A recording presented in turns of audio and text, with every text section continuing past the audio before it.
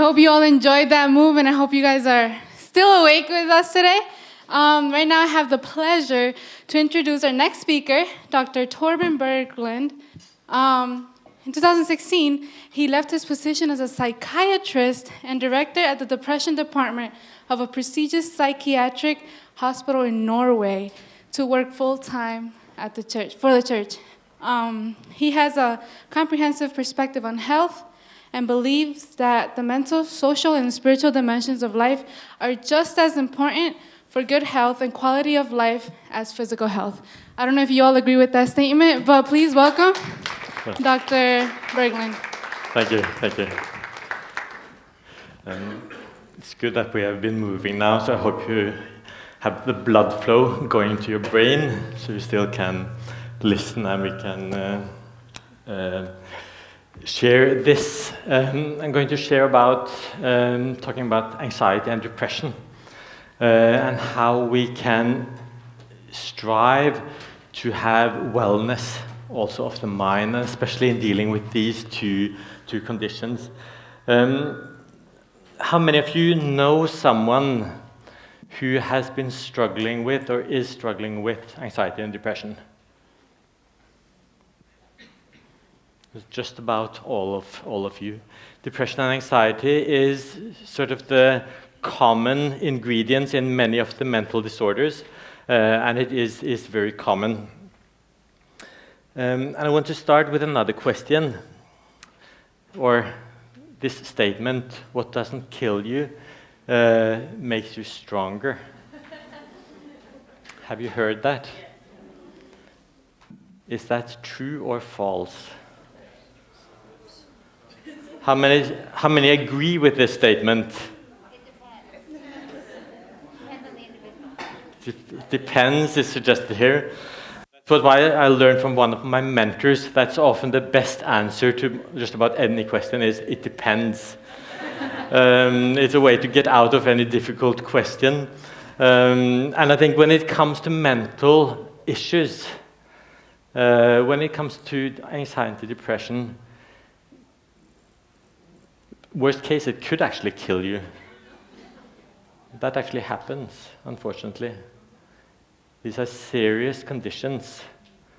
Among young adults, suicide is one of the leading causes of death. So this is no laughing matter when we're dealing with this. But also, as we heard earlier this morning, adverse childhood events, bad experiences, some of the things that we may experience do not actually make us stronger. Some of the things just hurt us, simply.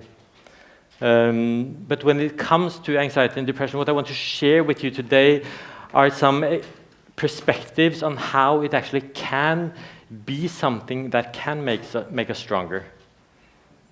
That going through these experiences properly may be ways also that we can live actually a more full life, a more whole life later. So the question, is it only a problem or is it an opportunity? And can anything good come out of depression and anxiety?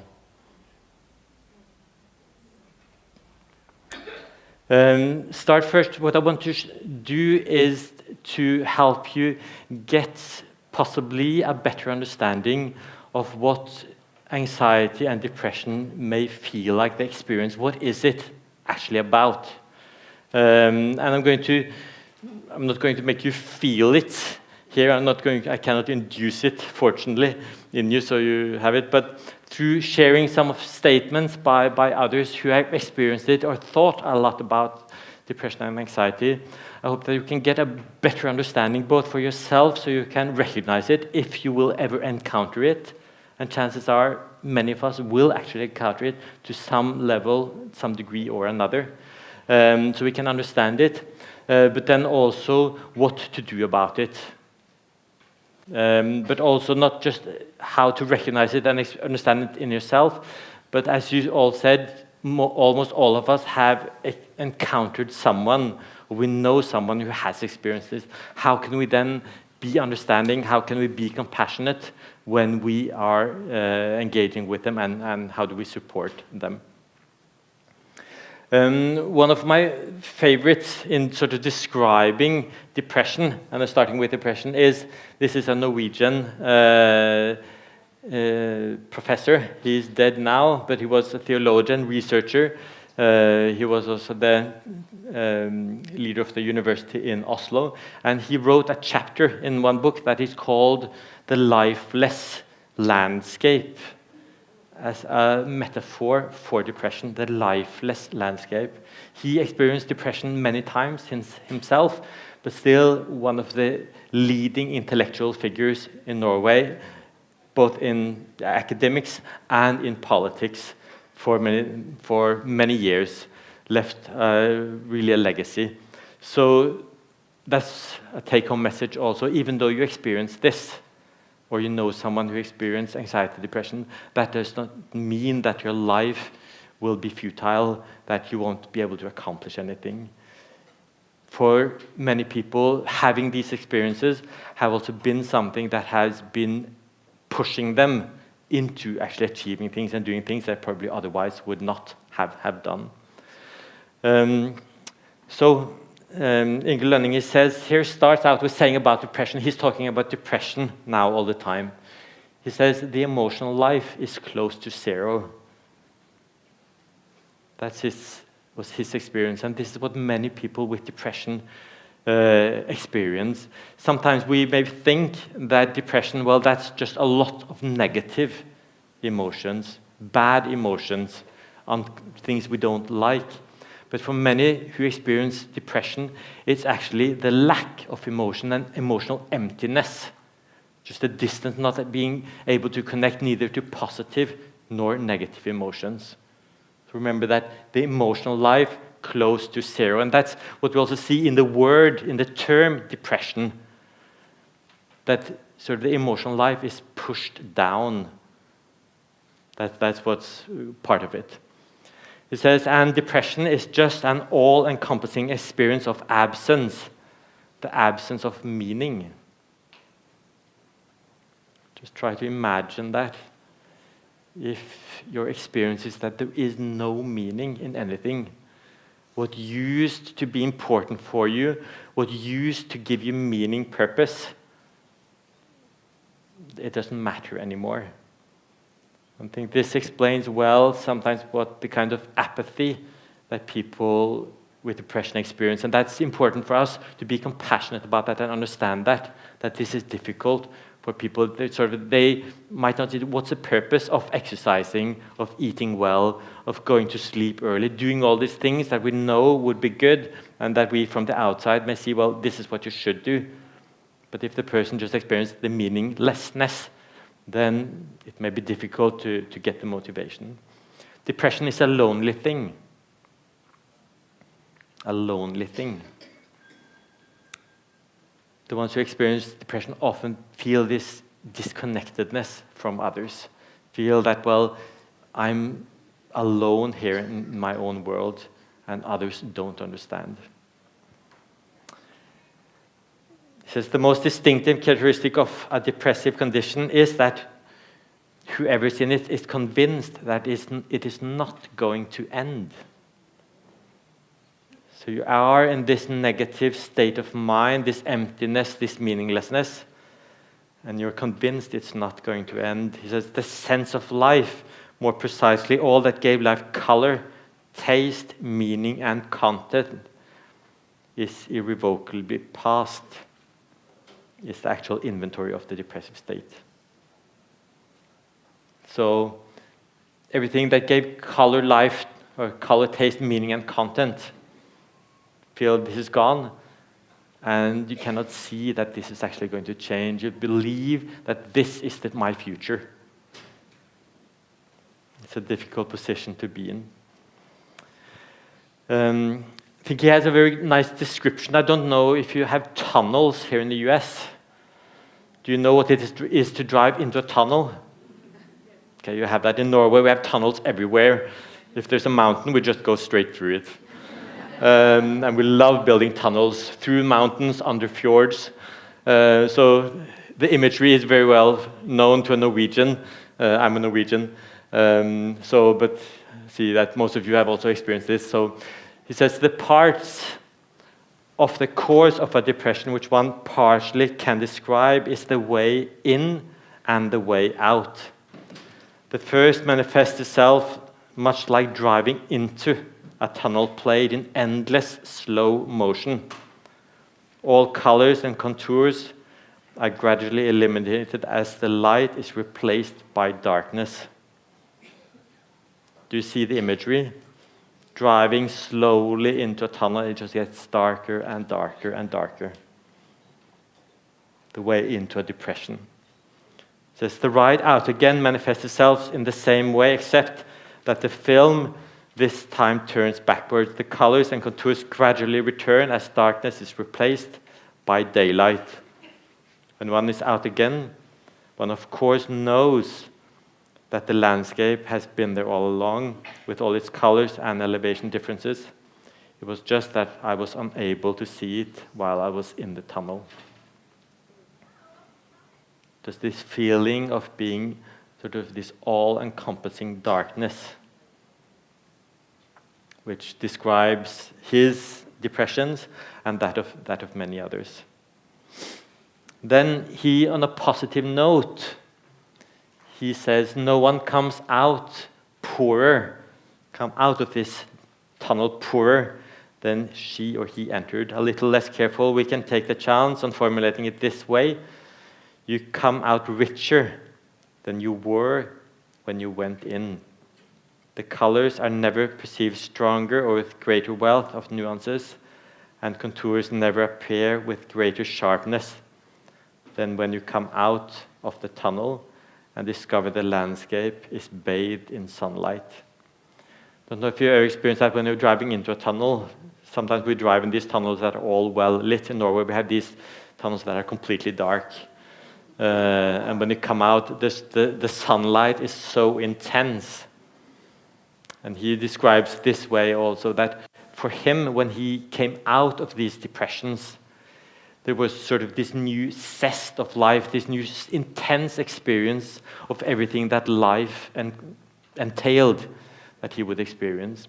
And many other, if you would look at artists, people who are writers, that kind of people think creatively, many of them have drawn inspiration from these depressions, the contrast between the darkness and the light that can actually be something that can strengthen the life experience. So I think that I found this once on the internet, sort of what people think that depression feels like. You see on the top one, see this all green, it's sadness. I think many of us, when we think about it, if we haven't experienced depression, this is what we think it feels like. But here they have an illustration of what it actually feels like. You see a composite of emotions.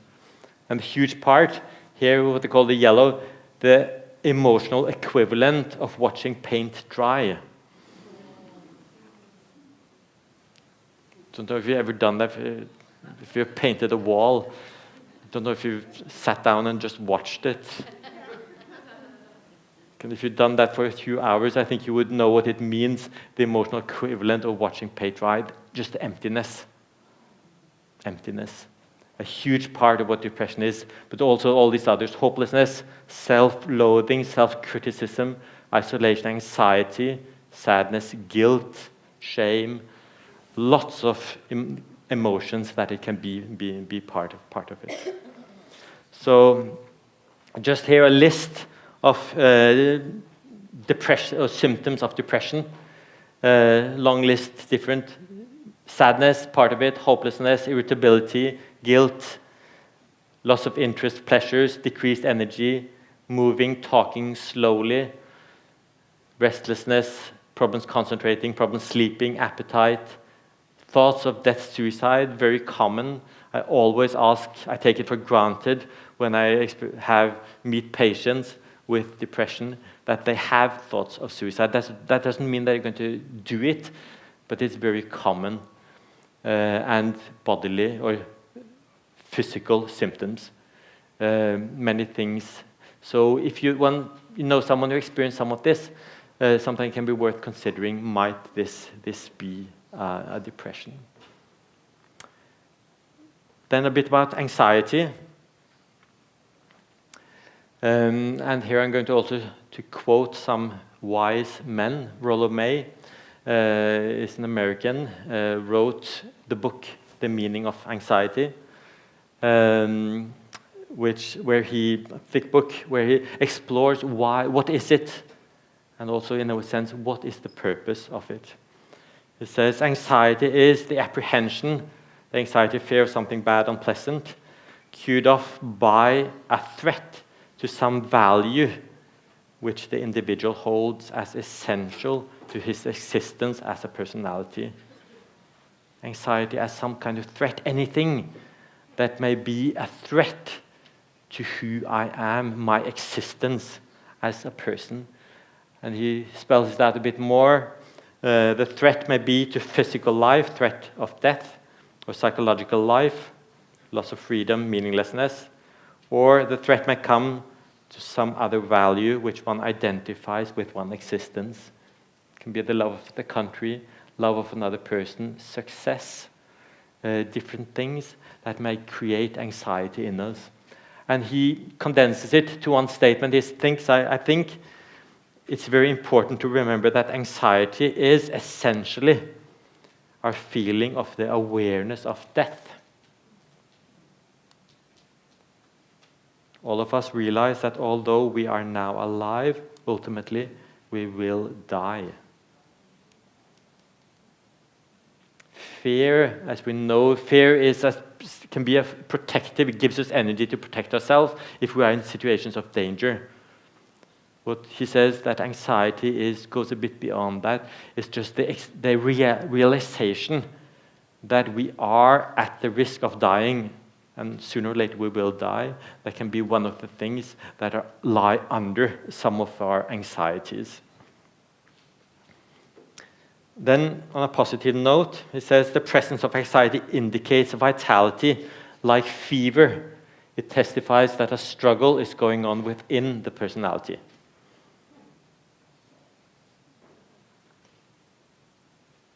Like a fever, that there is indication that you are alive. The ability to be anxious, to be afraid of death, is actually an indication that you want to live. And then the great Danish philosopher, Kierkegaard, he said he was well versed in anxiety himself. He said, I would say that learning to know anxiety is an adventure which every man has to affront if he would not go to perdition, either by not having known anxiety or by sinking under it. He, therefore, who has learned rightly to be anxious, has learned the most important thing. So the acknowledgement of anxiety as a component of human life that we all have to deal with in one way or another. It's important not to just run away from it, but to learn how to deal with it properly. What is the difference between fear and anxiety? Fear sharpens the senses, whereas anxiety paralyzes the senses and renders them unusable. Fear drives them into action.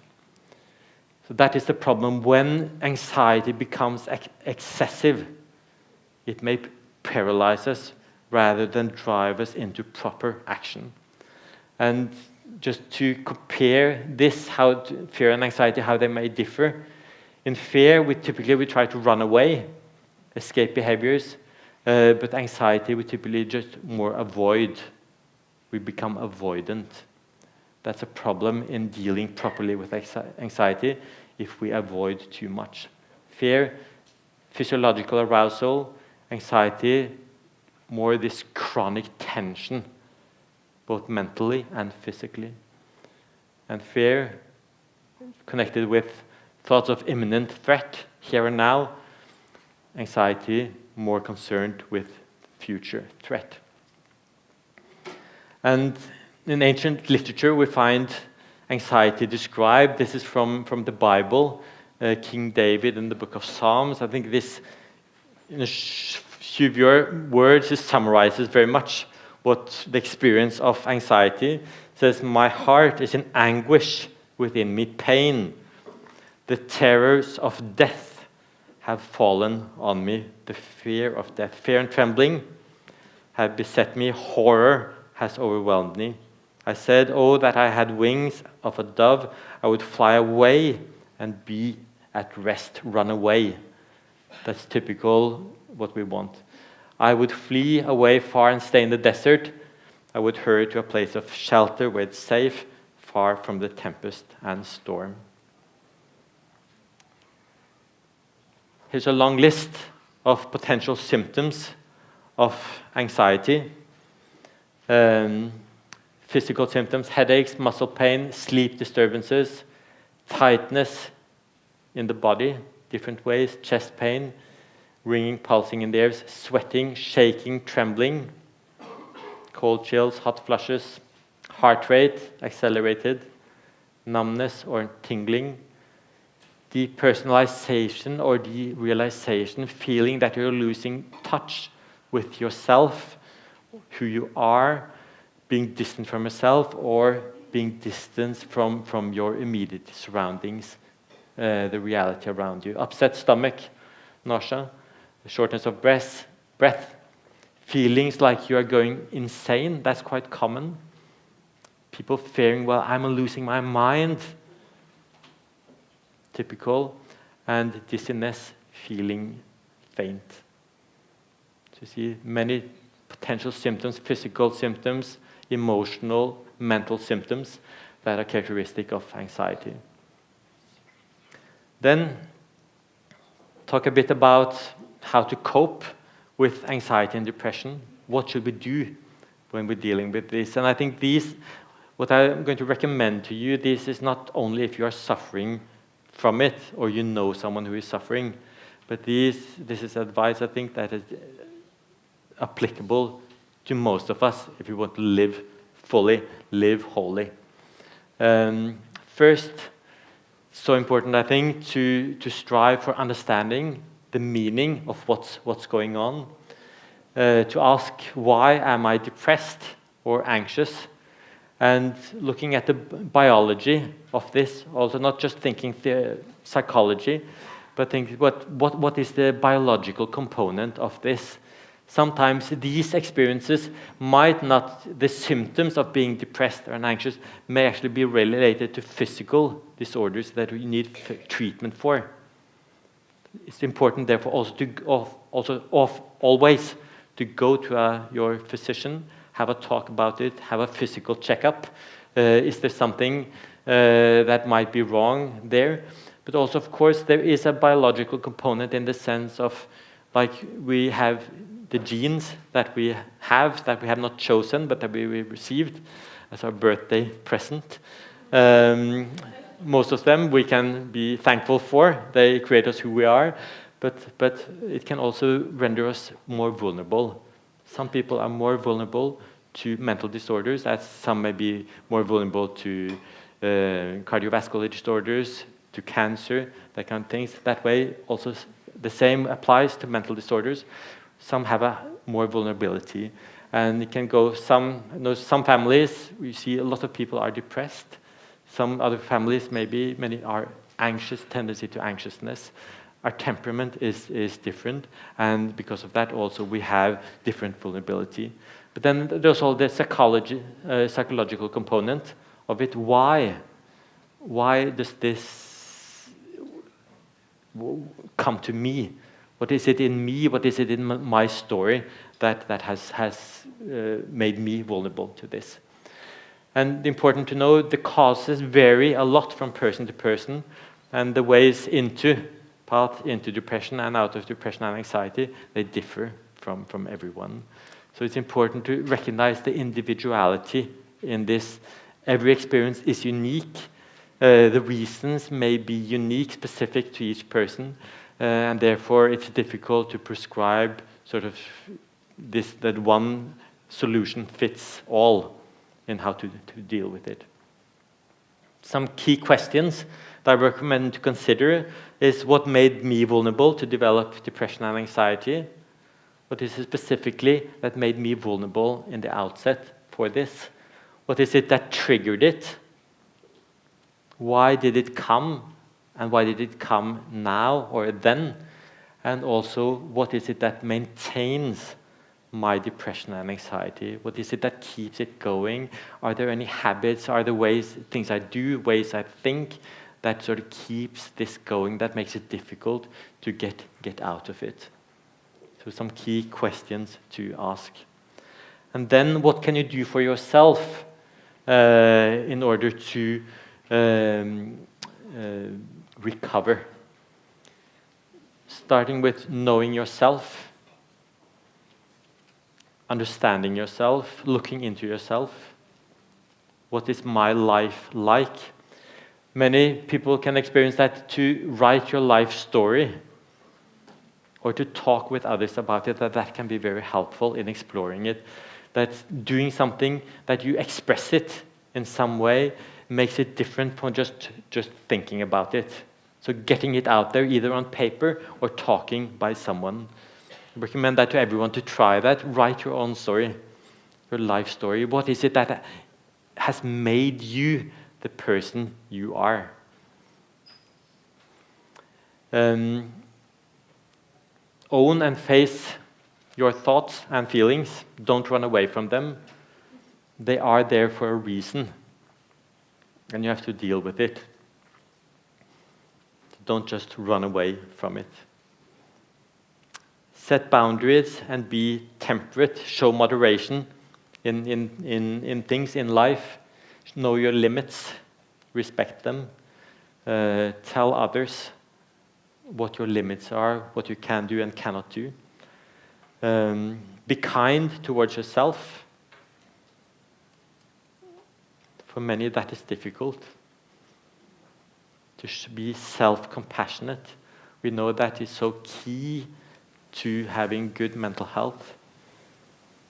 Being kind, as you would be kind towards someone else. In the same way, you ought to be kind towards yourself. And then to counter self-destructiveness. Things in way you affect your own life negatively. Be mindful of that. Don't try to stop that. Be the director of your own life. Don't just flow, let things happen to you. Take charge in your own life. You're the only one who can do that. So take charge. Move your body, exercise daily. We know that is so important, both with depression, anxiety, and all kinds of mental illness. To getting daily physical activity. I would say whatever is good for your body is usually good for your mind. Also, the same rules apply. Eat real food, good food, not just things that look like food. Sleep. Almost all of us need 7 to 8 hours of sleep every night. And we should get it at the regular intervals. That's so important. If you don't sleep, there's research that indicates it affects negatively every bodily function. It's one of the most important things. If you want to have a good life, you have to sleep. But in our culture, it's one of the things that we are almost sacrifice the most. Rest. Not just if you're going to do a Ironman or ultramarathon, but we all need rest physically, mentally. Connect with others is extremely important. If you struggle mentally, connect with others. You need connectedness with other people. Practice towards other people and towards yourself compassion, kindness, and gratitude. Cultivate those in your life. Focus intentionally on them so you can grow these. They can make you more resilient. And then live for something and for someone. Something that is more than yourself. that can also help a lot in getting meaning in life and having resilience, holding on to meaning, to purpose, which otherwise you can easily lose. Just some comments on treatment, if you need that. Milder forms of depression and anxiety, they may not need professional treatment. Then if you practice all these good habits, lifestyle habits that are just listed, that may be able to get you through this. But if you need treatment, get it. And the hopeful thing, or even the most severe cases may be treated. There's no such thing as untreatable depression and anxiety. You may not recover fully. Some people learn that they have to live with it, like the Norwegian theologian and professor. He found a way to live with it, and he could live well with it. So, but still, treatment will still make the quality of life better if it gets proper treatment. Oftentimes, the earlier treatment can begin, the better it is to get through it, to get out of it, and before it becomes too chronic. Should always seek treatment if symptoms persist and they affect quality of life negatively or your ability to function. That's sort of the line that if it negatively affects your quality of life or your functional capacity, then it's time to seek treatment. Treatment, depression and anxiety are often treated with medication, psychotherapy, and combinations of the two. But I would say for milder cases, oftentimes treatment should preferably be more psychological interventions. Medication should not be the first thing one tries. Be careful with that. Don't just jump to that. Go through more the psychological interventions first. That's what I wanted to share. Thank you.